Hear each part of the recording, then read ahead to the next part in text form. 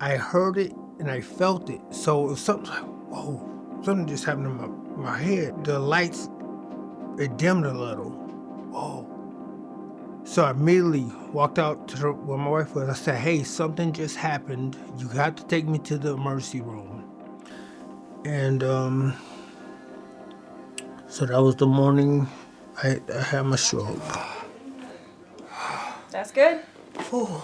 With Dion, I saw that he had the right side hemiplegia, and so I more addressed the strength portion of it, the transfers, the leg strength, core strength.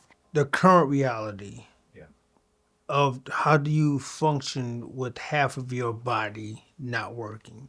First, it was getting him to build up his confidence, right? A lot of that confidence went out the window. You don't know how to trust this leg now because you can't feel it and it doesn't work the way it used to. The scariest thing that I've done, and I still tell it to this day, we joke about it, was picking my unaffected leg off of the ground to, for the first time, have my weight be on my affected side. That was the scariest thing. Dion is just such a hard worker. He's so motivated. He likes to be playful. He likes to joke around and make light of situations. But he also shows up ready to work every single session. Just do like 5 to 10 of those. Just get that weight shift going through the arms and then back through the legs. One of my workers came to see me and he announced that he was engaged and that he wanted me to be in his wedding.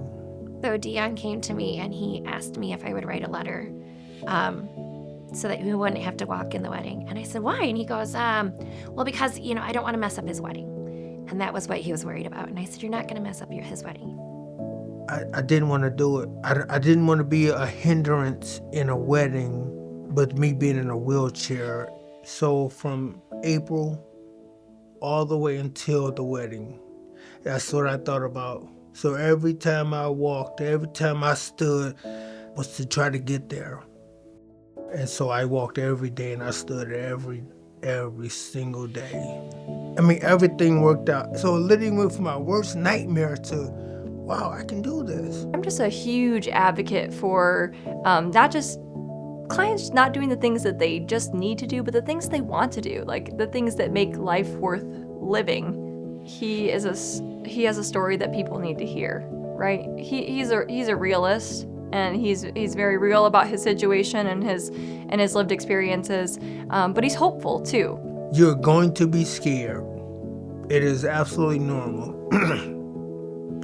However, the people who are here to help you are not going to lead you down a path that they know that you are not able to succeed.